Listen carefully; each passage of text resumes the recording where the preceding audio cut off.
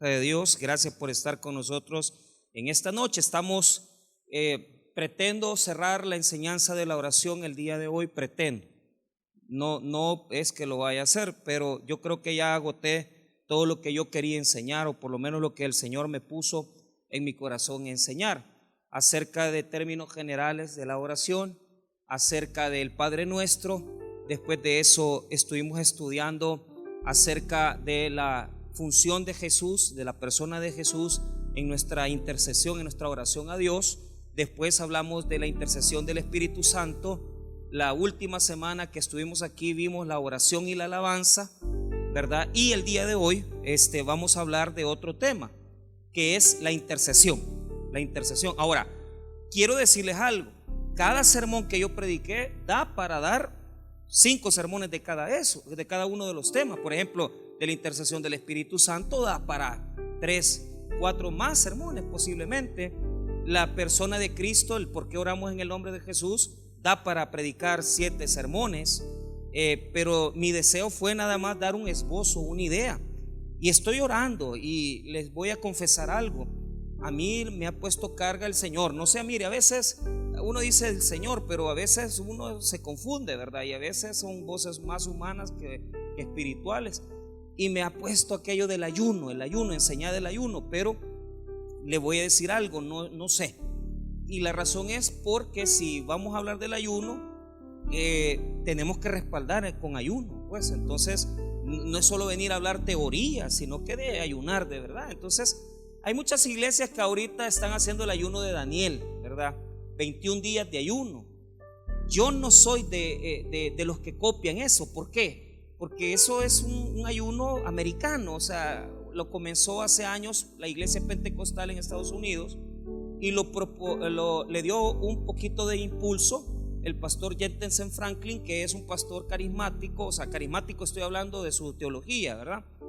Y por ya muchos años la iglesia de él se aparta en enero, 21 días en ayuno. Pero lo que pasa es que hay que leer el libro. Entonces yo ya lo leí los dos, ¿verdad? Y aprendí mucho. Allí yo enseñé a la iglesia en Usulután a cómo ayunar.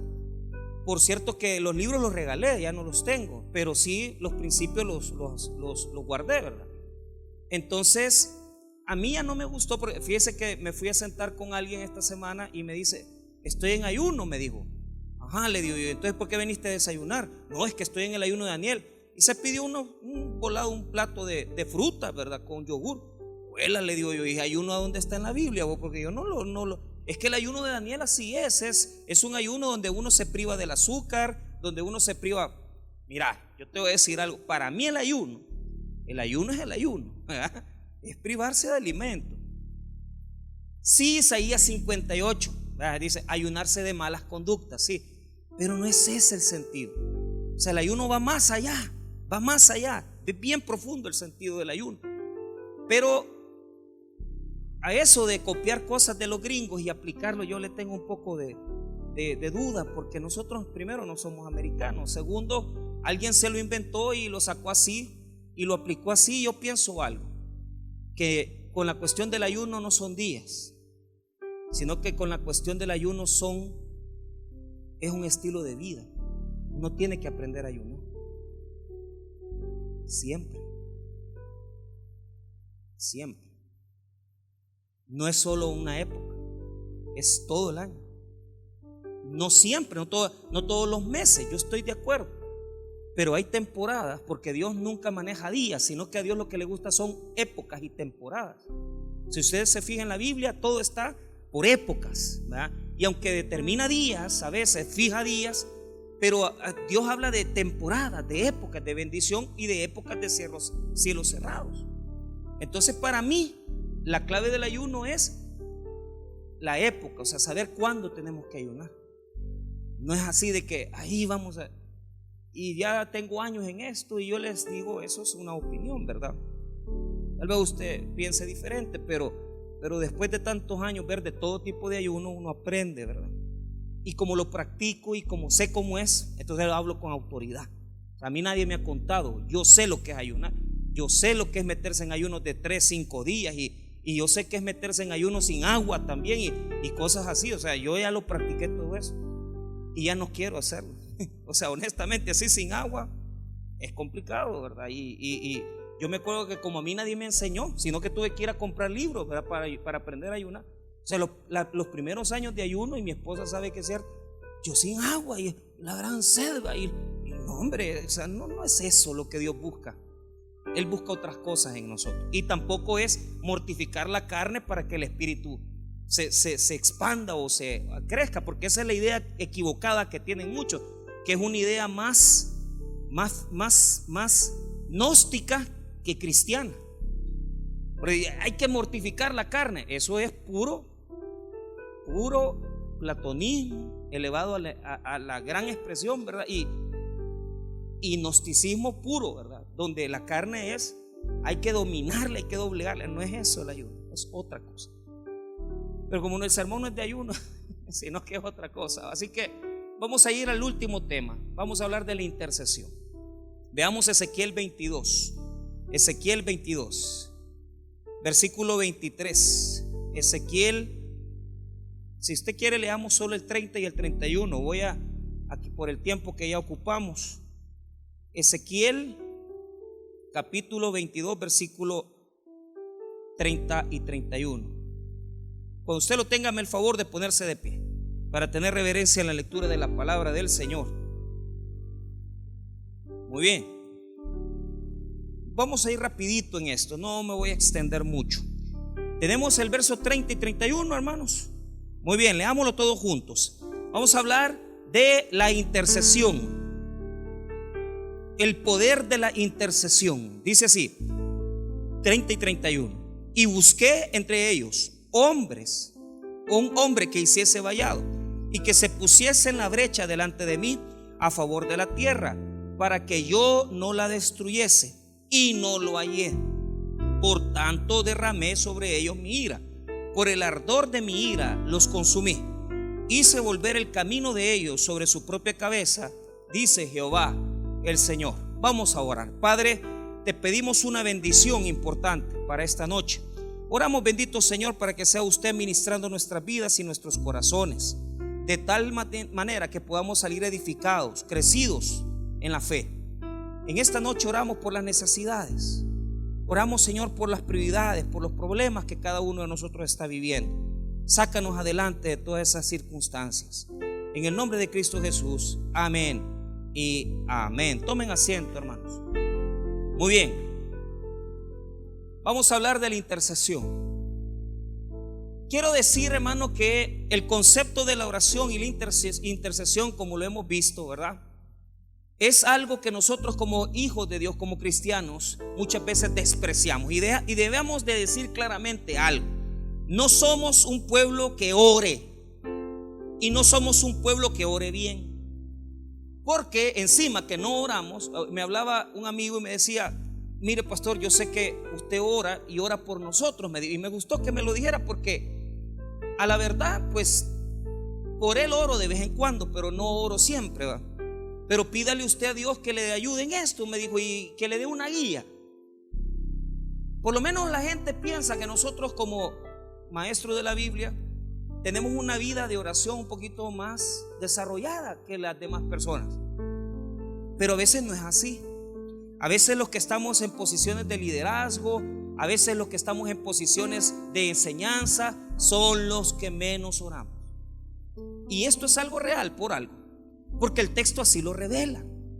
El texto que estamos estudiando en este momento nos habla de un problema, y es que Ezequiel está denotando una época, una situación que está sucediendo, como yo lo dije cuando estaba explicando el ayuno, en una temporada. Y es que hay gente que no está orando. Hay gente que no está orando. Y otro problema más grave: ¿cómo nosotros queremos enderezar un hijo? ¿Cómo nosotros queremos enderezar la relación que tenemos con alguna persona sin oración?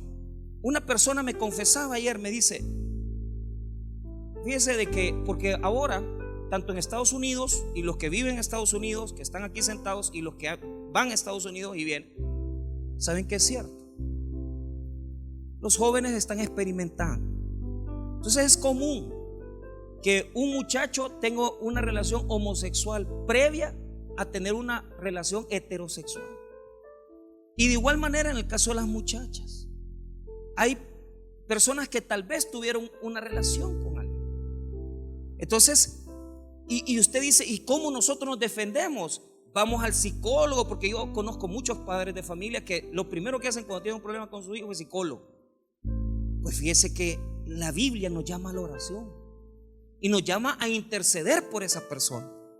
Esa es la herramienta que nosotros tenemos si nosotros queremos de verdad defender a alguien y protegerlo.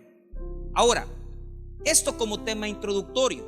Ezequiel está en este momento viviendo una época complicada porque él es de los deportados.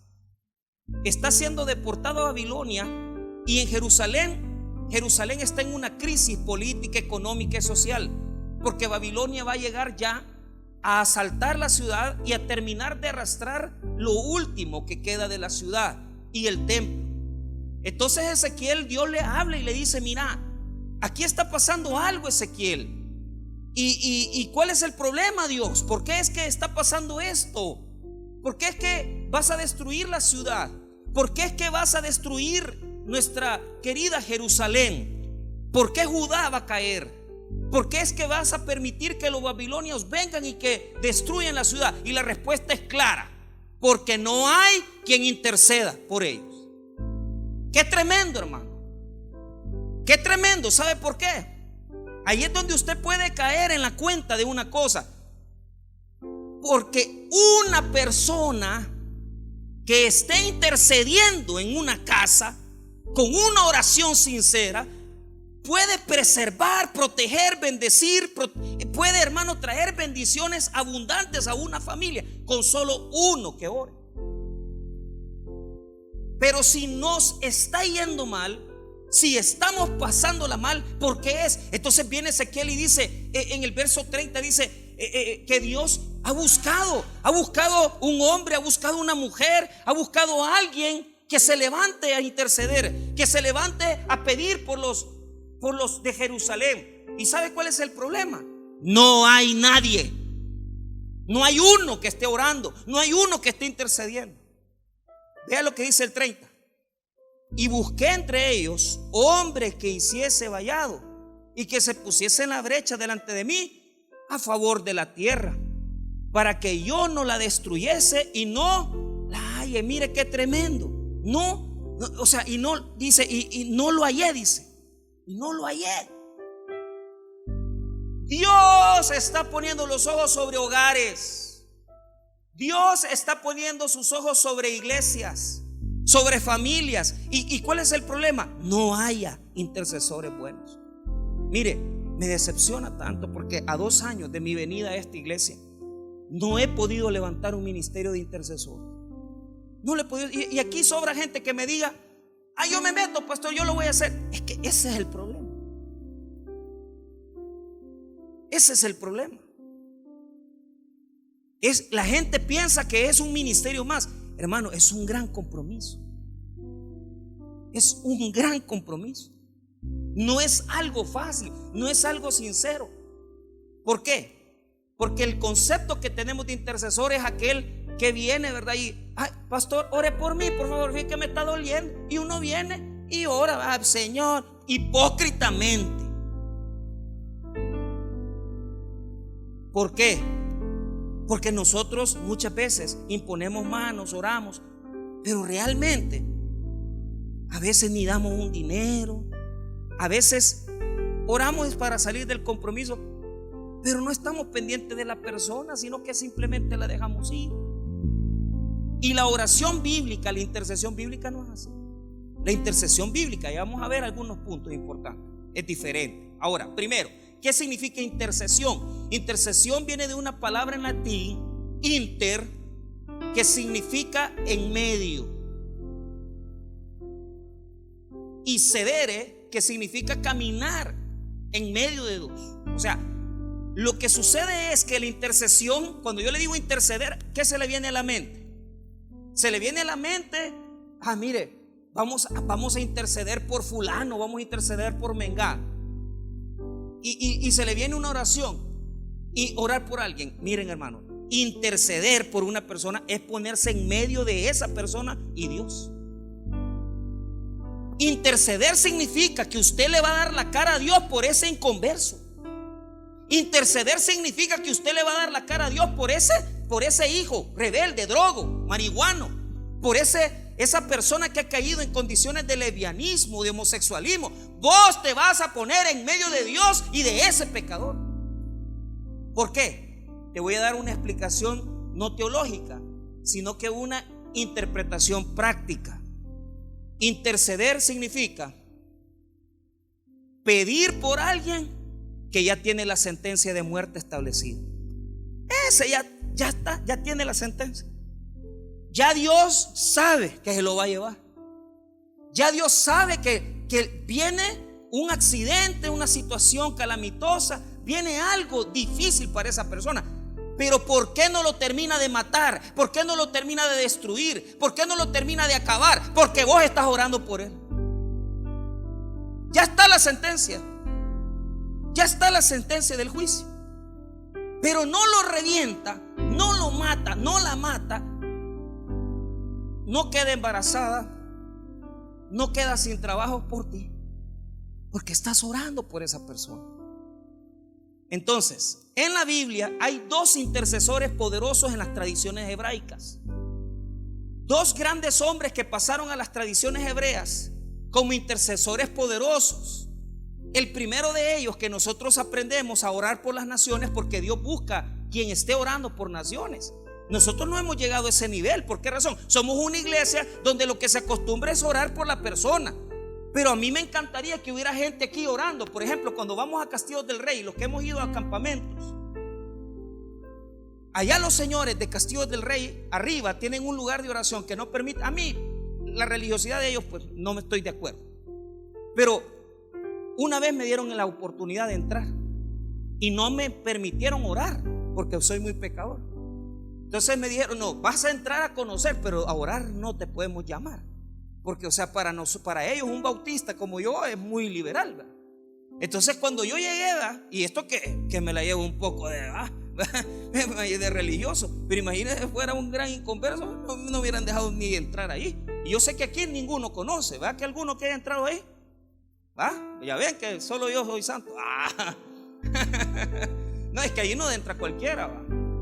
Entonces mire lo que pasa. Y no crea que no, es porque le estábamos pagando el campamento que nos costó 7,000 bolas. O sea, ¿por qué no? Venga, vaya a ver por lo menos a la entrada. Y vi el mapa de todo el mundo. 24 horas orando intercesores por todo el mundo. 24 horas, no dejan de orar en ningún momento. Entra un grupo que 2 horas oran, después otros 2 horas, toda la noche y todo el día siempre hay orando gente ahí, hincados. Orar por naciones es un tema tremendo. ¿Qué pasó con Abraham? Abraham le dijo a Dios, porque sabía que Lot estaba en Sodoma y Gomorra: mira, Señor, y si encontrares así 50, o sea, le fue bajando, ¿verdad? Y si encontrara todavía, ¿verdad? No los voy a matar, decía Dios. Pero ¿sabe cuál es el problema? No había nadie, solo Lot. Y Sodoma y Gomorra terminó bajo un juicio. ¿Pero quién intercedió? Abraham. Segundo intercesor, Moisés. Dios estaba harto de los hebreos que acababan de salir de Egipto. Y ellos quejándose, y que allá en Egipto nosotros teníamos esto. Entonces viene Dios y dice: los voy a matar todos, Moisés. Y mire cómo es Dios. Te voy a matar a estos y te voy a dar un pueblo más alto. Ay, como que los chiquitos fuéramos, ¿verdad? Bien dicen que no hay enano bueno, pero bueno, te voy a dar un pueblo alto, te voy a dar un pueblo grande, diferente, más fornido, más fuerte, para que los lleves a la libertad. ¿Y sabe qué le dijo Moisés? Oiga esta oración, calibre de oración, hermano. Si los demás pueblos llegan a saber que ha muerto el pueblo, ¿qué van a decir de ti? Que los liberaste para matarlo. ¿Y Dios qué hace? No los mató ahí, pero los mató después. ¿Por qué? Porque si el intercesor ora, pero si la persona no se arrepiente, la persona cae en el juicio. Porque lo que hace la intercesión es prorrogar el castigo, prorrogar el juicio de Dios. O sea, aquí usted está ganando tiempo. Usted está ganándole tiempo a Dios y decir: Señor, mira, por favor, y te pido por te pido por mi hermano, te pido por mi hijo, mira que es un gran rebelde, pero te dé misericordia, no lo mates. Pero el problema es cuando no hay intercesores, porque para Dios es una señal de juicio. Entonces, el primer versículo, ya le voy a explicar Ezequiel, pero solo como referencia. Cuando no hay quien intercede por un pueblo, el juicio viene. Cuando no hay quien intercede por una familia, el juicio viene. Cuando no hay quien intercede por un hogar, el juicio viene, hermano. Mire, vale la pena orar. Vale la pena orar. Cuenta la historia de un predicador que se murió y se fue a la gloria. Y como hay 7 coronas diferentes que van a recibir los que han enseñado la palabra, ¿verdad? A mí me encanta ese texto de Daniel capítulo 12. Yo oré. El primer sermón que le escuché a mi pastor, al pastor fundador, en Nahuilzalco ese día, el primer sermón que escuché de Daniel 12, ¿verdad?, me hizo llorar, porque dice que los que enseñan la palabra, dice que van a tener un resplandor tremendo. O sea, en la gloria va a haber diferencia entre los que le han servido a Dios y los que no le han servido. Yo ahí casi chillo. Y este predicador murió, ¿verdad? Y cuando llegó a la gloria, 7 coronas. Entonces vio una gran corona. Dijo: esta corona es mía porque yo he ganado almas. Soy como Billy Graham. 3 millones de conversiones, de profesiones de fe. Y a veces somos así. A veces pensamos que porque le hemos servido a Dios vamos a merecer los grandes premios, los grandes galardones de parte de Dios. Y le dicen ahí arriba: no, no es tuya. ¿Y de quién es? De una ancianita. Y esa ancianita es la que estaba en mi iglesia. Sí, pero esa es la que oraba por vos, porque vos, tus sermones no servían, porque ella intercedía, Dios te usaba y por eso se convertían las almas, le dice. Vaya, para los que se la llevan de grandes ilustres, ¿verdad? Para los que se la llevan de que ay, que pastores, nada, hermano. Mira, a veces Dios nos usa por esas ancianas de las iglesias. Una hermana se vino a despedir de mí hace 2 meses, hermano, con un cáncer invasivo en su estómago. Una de esas hermanitas que oraban por mí allá en la iglesia en Sucutá. Y se vino a despedir de Herbert antes que se fuera, porque sabía que Herbert se iba a ir a Canadá. Y oró por, fíjate que bien raro, cuando terminamos ya de comer y todo, vaya, me dijo ella, así se paró. Hoy dijo, hoy vamos a orar, dijo ella. Y yo hasta así medio achicado, porque habíamos estado contando unos chistes, pero nada así malo, sino que chistes así, medio chistosos. Pero a mí lo que me impresionó es que no nos dejó orar a nosotros. Ella oró por nosotros. Y oró por Herbert, oró por mí, oró por Moisés.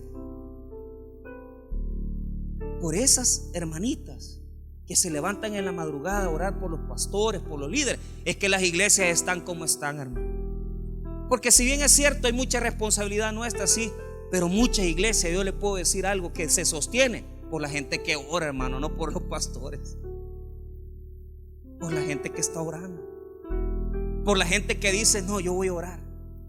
Y cuando Dios no encuentra un intercesor, dice, ¿a quién voy a buscar si aquí no hay nadie? Porque Dios anda buscando quien interceda.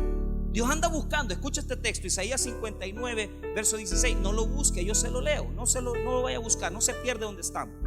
Y vio que no había hombre, y se maravilló que no hubiera quien se interpusiese, y los salvó su brazo, y le afirmó su misma justicia. Pues de justicia se vistió como de una coraza, con yelmo de salvación en su cabeza, tomó ropas de venganza por vestidura y se cubrió de celo como de mal. Mire lo que sucede. Ahí está Dios como enemigo, porque aquí viene, ya le voy a enseñar esto. Y busca a Dios, y vio que no había hombre, y se maravilló que no hubiera quien se interpusiese. Ahí está la palabra interceder. No hay quien se ponga entre Dios y el hombre. Isaías 59, 16 es eso. No hay quien se ponga, no hay quien defienda la nación, el pueblo, la iglesia. Y ahí es donde uno se puede explicar por qué, ¿verdad? Yo decía, ¿y cómo es que esta iglesia se ha sostenido con tremendos problemas que tienen? ¿Y cómo es que yo llegué Y había unos escándalos tremendos. Aquí una iglesia en Apopio decía: ¿y cómo es que se sostiene? Es que es la intercesión, hermano. Y cambiaron al pastor, pero a todo que se cambió estuvo como 6, 7 años, ¿verdad? En un gran desorden ahí, hasta que dejó a la esposa, se casó con otra. Es así pasa, ¿verdad? Y no tenemos nada que criticar, sino que lo que decimos es: ¿por qué las iglesias se sostienen? Por eso, porque hay intercesores. Porque hay intercesores. No es por nosotros porque somos buenos, eso no. Mire, a mí me impresionaba tanto Billy Graham como Jimmy Swaggart. Debajo del altar siempre habían 25, dicen otros que 100, son fábulas ya probablemente, 100 personas orando por ellos, por el sermón. Y usted ve, y vaya, yo le invito a que vaya a YouTube y métase sermones Billy Graham en español. Vea al final. No, hombre, hermano, mire, termina la predicación Billy Graham y comienza 1, 2, pero cantidad de gente a caminar para recibir a Cristo. Es tremendo, hermano. El poder de la intercesión es tremendo. Hombres han dejado el alcohol, han dejado la amante, personas han dejado, hermano, han visto la mano de Dios en sus finanzas por el poder de la intercesión. Pero ¿cuál es el problema? ¿Habrá alguien que se interponga entre Dios y el pueblo? ¿Habrá alguien que se levante a las 3 de la mañana a clamar a Dios por lo menos, hermano, 1 hora? ¿Habrá alguien que se levante por su familia, por su casa a clamar? ¿Cómo dicen esas historias de las mujeres? Que el hombre un gran drogo y un gran alcohólico, y ellas hincadas a la par de la cama imponiéndole manos al bolo, hasta que lo sacan y rompen las cadenas. Claro, no es 2 días, no es 3 días, no es 10 días, posiblemente son años. Pero es que ahí está el poder del intercesor. No se cansa de orar, no se cansa de pedir. Ahora, escuche bien, expliquemos el texto bíblico y se lo voy a explicar rápido. La Biblia revela claramente que cuando ya no hay quien ora por un pueblo, por una ciudad, Dios aplica ese juicio, más por una familia.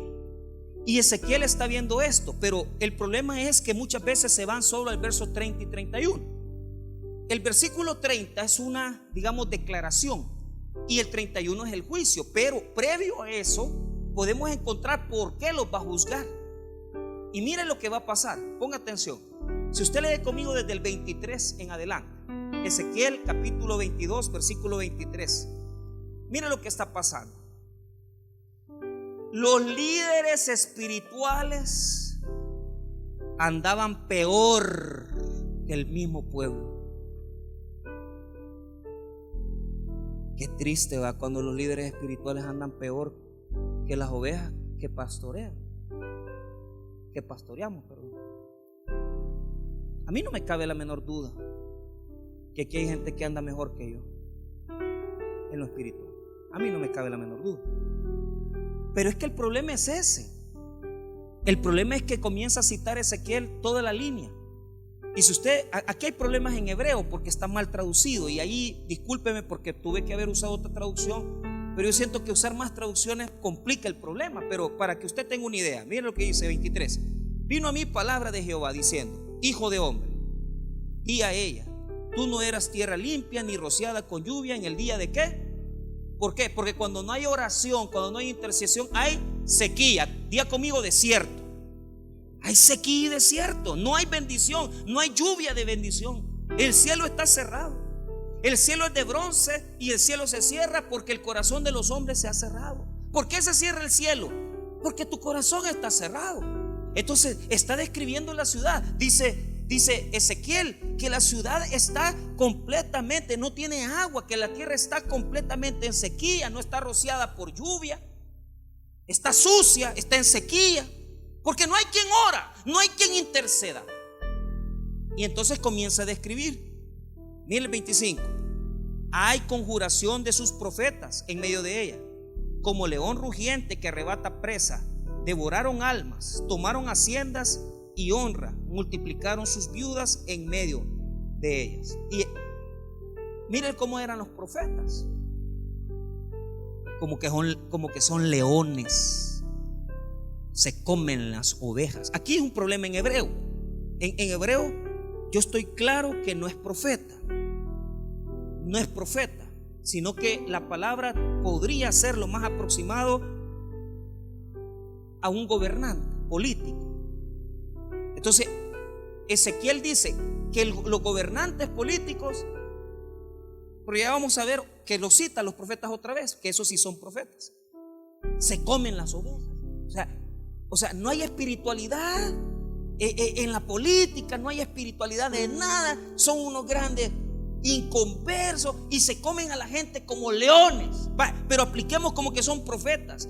¿Cuántas veces nosotros los pastores que somos llamados a dar el mejor ejemplo somos los más truanes y estafamos a la gente? ¿Y cómo se escucha el sonido de pastores que le andan sacando dinero? Ahí me estaban comentando de un señor que acaba de hacer una construcción tremenda, ¿verdad? Y me dice, y mira, me dice, ¿y cómo es que vive así, verdad? No, es que ahí se congrega fulano. ¿Y cómo es que? No, ahí sí no sabemos. Pero a veces, hermano, sean dirigentes, gobernantes o pastores, profetas, ¿verdad? Se portan como leones. O sea, queriendo ver a quién se comen, ¿verdad? Queriendo ver a quién desollan, queriendo ver a quién le sacan un poco de plata y su pueblo completamente, ¿verdad?, humillado. Entonces, ve el 26. Sus sacerdotes violaron mi ley y contaminaron mis santuarios. Entre lo santo y lo profano no hicieron diferencia, ni distinguieron entre inmundo y limpio, y de mis días de reposo apartaron sus ojos, y yo he sido profanado en medio de ¿qué? ¿Qué significa profanación? Hacer común algo que es santo. Entonces, a los sacerdotes les reclama. ¿Por qué? Porque no tienen conocimientos, se ponen a meterse en las cosas de Dios y no saben. Entonces, las cosas sagradas las hacen profanas y alteran el altar, arruinan el culto, meten cosas en la iglesia que no son de Dios, enseñan herejías. Porque el sacerdote estaba llamado a enseñar la ley y estaba llamado a enseñar. Pero mire, el profeta no está haciendo su función, el sacerdote tampoco, que es el maestro de la ley. Eso, hay desconocimiento. El pueblo está completamente, hermano, ingenuo de las consecuencias. Porque mire, no les advierten. ¿Sabe por qué? Porque ellos estaban dándose la gran vida y la gente no les advertían de su pecado. Cambien. No les hablaban, no los exhortaban, no les hablaban del pecado, sino que solo les hablaban profecías positivas. Les hablaban que Dios iba a tener misericordia, Dios no se va a acabar Jerusalén, y los profetas hablando las grandes vanidades, mentiras, cuando Dios lo que tenía era un juicio. Nosotros tenemos que advertirle a la gente que si no hay un cambio, viene un juicio. Y sigue, y ahí ya viene lo 27. Sus príncipes en medio de ellas son como lobos que arrebatan presa derramando sangre para destruir las almas, para obtener ganancias injustas. Ahí está otra vez el tema de la explotación. Y mira el 28. Y sus profetas recurrían con lodo suelto, profetizándoles vanidad, adivinándoles mentiras, diciendo: así ha dicho Jehová el Señor, y Jehová no había hablado.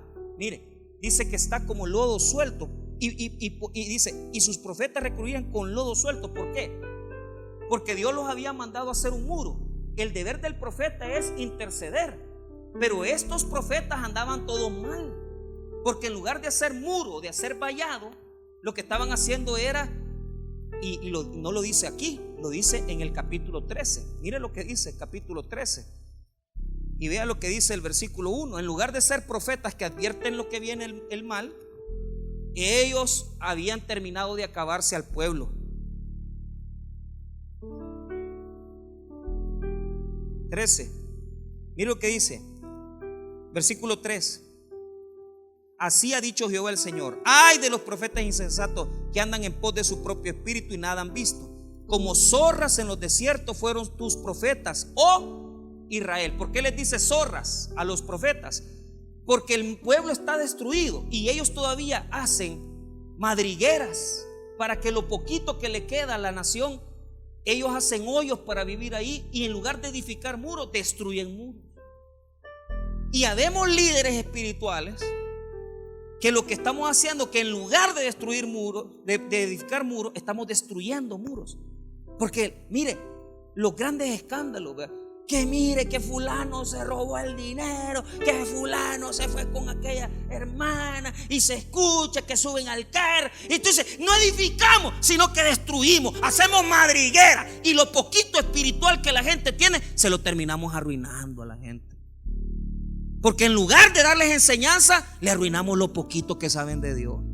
Y cuando ellos ven que nosotros las grandes malas palabras, y este que no es pastor, y lo poquito le arruinaste la conciencia de la oveja. Le prestamos dinero, le arruinamos y no les pagamos, y no les arruinamos la conciencia.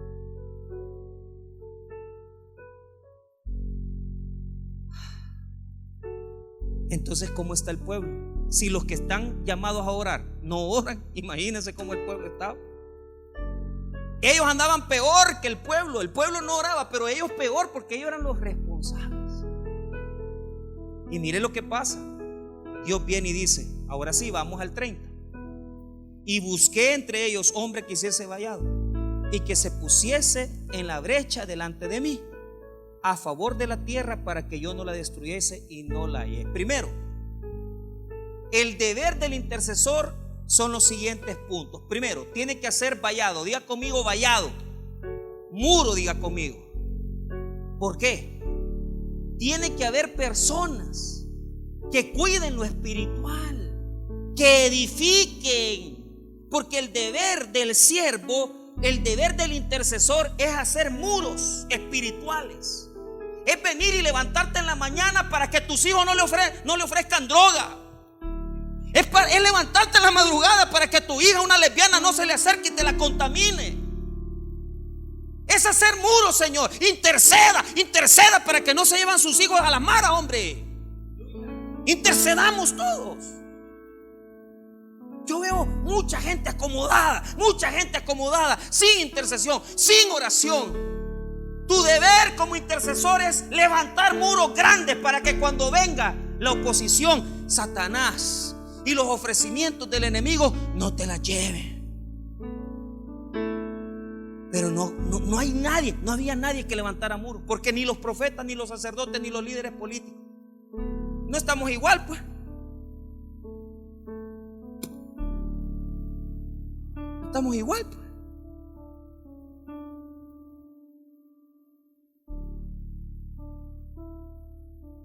Si lo que menos quieren esto es leer la Biblia. Poder es lo que quieren, poder.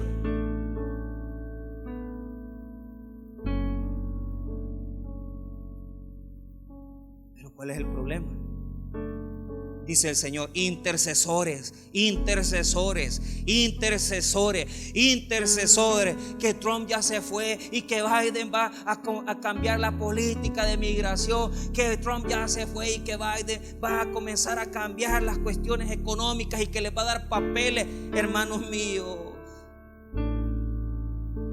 si los más de 3 millones de salvadoreños que viven en Estados Unidos se pusieran a orar y a clamar, yo les digo una cosa, hermano, todo cambiaría sin importar quién es el presidente, porque tenemos que reconocer que el que gobierna el mundo es el Señor.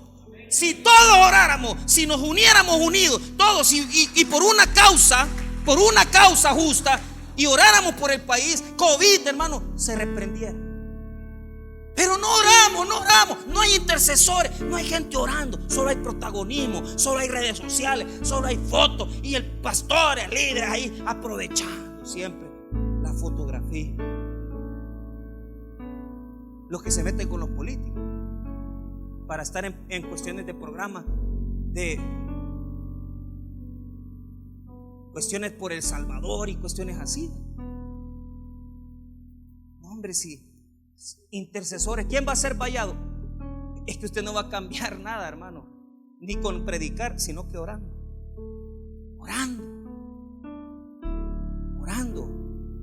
Pero mire el segundo deber del intercesor: y que se pusiere en la brecha delante de ¿quién? De mí, delante de mí. Tremendo, hermano. Dios quiere que alguien se ponga en la brecha. ¿Qué es la brecha? la brecha es una categoría militar, es un término militar y pertenece a la orden de la batalla. La brecha significa cuando una ciudad ha sido asediada y los enemigos han logrado abrir un hoyo en la pared, han logrado abrir un hoyo en la pared, han logrado abrir un orificio en la pared. Cuando los enemigos, ven eso, cuando uno visita Israel, lo llevan a Masada, que fue la última fortaleza judía, y cabal le enseñan a uno por el lado en que los atacaron y lograron meterse. ¿Por qué? Porque la brecha es donde está débil la cosa, porque ahí es donde está el hoyo, porque ahí es donde está el orificio. Mira, ahí su hijo, ahí se ve que hay un hoyo ahí. Mire, fíjate que su marido, yo veo ahí que le han debilitado la pared ahí, su matrimonio. Es que fíjese que ahí yo veo que ha dejado de venir al culto, solo trabajando vive. ¿Y qué pasa ahí? Pues la brecha, le abrieron hoyo, Señor, y por ahí se le va a meter el diablo. Entonces, ¿qué quiere Dios? Que te pongas en el muro, parados en la brecha, parados en la brecha, parados en la brecha. ¿Qué quiere decir eso? Que usted se va a parar ahí y va a comenzar a interceder por esa debilidad, por esa parte donde se le va a meter el diablo. Y usted va a comenzar a clamar a Dios, y usted va a comenzar a orar por esa persona, y usted va a comenzar a invocar el nombre de Dios por esa persona. Amén, hermano. Pero aquí está el problema.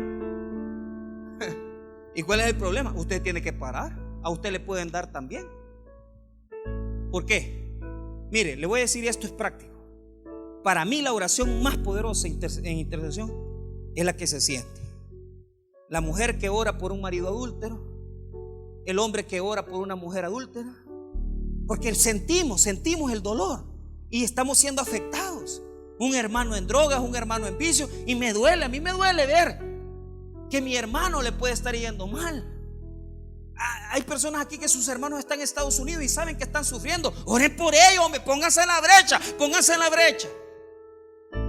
Pero ¿cuál es el punto? ¿Quién es el que está de enemigo tuyo? Es Dios. Vos estás parando el juicio, estás deteniendo el juicio, estás en la brecha deteniendo el juicio de Dios. Y está a punto de destruirlo, pero no lo destruye por tu oración. ¿Y cuál es el problema? Escuche este texto, vuelve a ser el mismo. Solo escúchelo, no lo busque. Jeremías 5, Jeremías 5:1 en adelante. Recorred las calles de Jerusalén y mirad ahora e informaos, buscad en sus plazas a ver si halláis hombres, si alguno que haga justicia, que busque verdad, y yo lo perdonaré. Oiga lo que dice. Mira lo que me ponen aquí. Buscad en sus plazas a ver si halláis hombre, si hay alguno que haga justicia, que busque verdad, y yo la ¿qué? Vaya. Se necesita que el intercesor sea moralmente mejor que el que está viviendo en el pecado. Porque si usted es intercesor y se la lleva de intercesor y usted anda peor que él,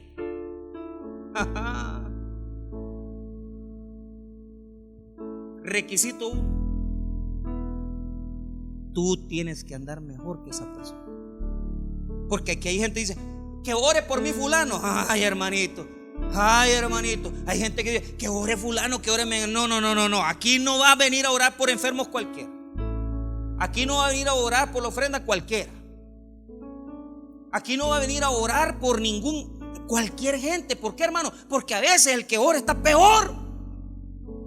Entonces no funciona así. Se tiene que encontrar alguien con una condición superior para levantar el muro. Tiene que ser moralmente mejor aprobado. Número 2: la persona que intercede por la otra asume la posición de ser él el que va a salir afectado en el problema también, si no se compone la cosa. ¿Y por qué? Porque usted lo representa, usted pide. Y escuche esto no nos va a quedar tiempo. Cuando Daniel oró intercediendo por el pueblo y pidiendo perdón a Dios, porque ese es otro requisito. Primero, tiene que ser una persona moralmente mejor. Número 2, usted tiene que asumir el papel, sentir identificación con la persona que está pasando el problema. Usted tiene que sentir, no es solamente venir, yo oro por aquí, porque a veces oro por fulano y nada, no siente nada. Siéntalo, ore por esa persona. 3, tiene que confesar el pecado. Decir, Señor, yo sé que fulano te ha ofendido, pero tené misericordia de él, no te lo acabes. Ore por su marido que está con la amante, pero antes de orar por él, ore por la amante más que por su marido. Y ahí es donde cuesta, porque hay que sentir. Nosotros estamos acostumbrados, ore por la amante, por el marido. No, ora por la amante. Interceda por ella para que no llegue juicio donde ella. Dios va a cambiar corazones. Cuando Daniel en el capítulo 9 intercedió por la nación, oró de esta forma. En Daniel 9:3 leemos: y volví mi rostro a Dios el Señor, buscándole en oración y ruego, en ayuno, silicio y ceniza. Y oré a Jehová mi Dios, e hice confesión diciendo: ahora, Señor Dios grande, digno de ser temido, que guardas el pacto y la misericordia con los que te aman y guardan tus mandamientos.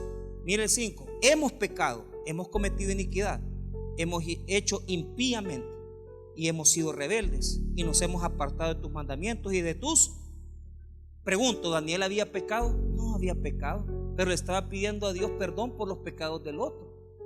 Y eso es lo que nosotros tenemos que hacer, ponernos en el lugar del que está fallando. Y aunque no somos nosotros los que están fallando, tenemos que sentir el dolor de esa persona y sentirnos como que nosotros somos esa persona en el pecado que está viviendo esa persona. Y decir: Señor, te pido perdón por él y te pido perdón por mí. Tené misericordia de nosotros, como que usted fuera el mismísimo pecador. Para cerrar, es importante que todo intercesor sienta en su corazón aquella cosa de decir, oiga bien, y esta oración yo creo que solo mamás, maridos, mujeres, en lugar de él, castígame a mí. Es un amor profundo. ¿Por qué les dije yo que el deber del intercesor no es de cualquiera? Porque escuche estos versículos en donde Moisés dijo: mira, no mates al pueblo, matame a mí. Oí lo que dice Éxodo 32:32: que perdones ahora su pecado, y si no, ráeme ahora de tu libro que has escrito. ¿Qué dice? En lugar de quitarles a ellos la salvación, en lugar de juiciarlos a ellos, a mí matame. Aquella mamá que por su hijo, a mí matame, no a mi hijo. Y en Romanos, Pablo dice que prefiere ser el anatema en lugar que sus parientes, su pueblo, Israel, que le ha dado la espalda a Dios. Yo quiero ser anatema, pero no los castigues a ellos, castígame a mí. Oiga lo que dice Romanos 9:3 y 5: porque desearía yo mismo ser anatema, separado de Cristo por amor a mis hermanos, los que son mis parientes según la carne. Qué tremendo, ¿verdad? Entonces, requisitos del intercesor. Número 1: tiene la persona intercesora que tener moralidad más alta que el pecador. Número 2: tiene que ponerse en el lugar del pecador. Número 3: tiene que confesar el pecado del pecador. Número 4: tiene la persona que intercede por fuerza que sentir una identificación con la persona pecadora y decir: Señor, castígame a mí, no lo castigues a mí. Pero si en todo eso la persona no cambia y sigue en su perdición, su deber es orar. Pero la Biblia dice también en versículos que hay momentos donde Dios, aunque encuentre uno, no lo va a perdonar porque ya les tuvo demasiada misericordia. En Ezequiel 14:14 dice: si estuviesen en medio de ellos 3 varones, Noé, Daniel y Job, ellos por su justicia librarían únicamente sus propias vidas, dice Jehová el Señor. ¿Qué quiere decir? Que llega un momento que aunque nosotros hemos clamado tanto, pero si la persona persevera en la maldad, Dios tiene que aplicar el juicio, aunque nos duela a nosotros. Por lo tanto, hermanos, levantemos muros y pongámonos parados en la brecha, orando por los que necesitan intercesión. Si usted sabe quién necesita esa oración, dedíquele tiempo en la madrugada, dedíquele tiempo en la noche. noche. Dedíquele tiempo, porque Dios va a cambiar las cosas tremendamente en sus vidas. Vamos a orar, hermanos. Padre, te damos gracias por tu palabra. Gracias por tu misericordia.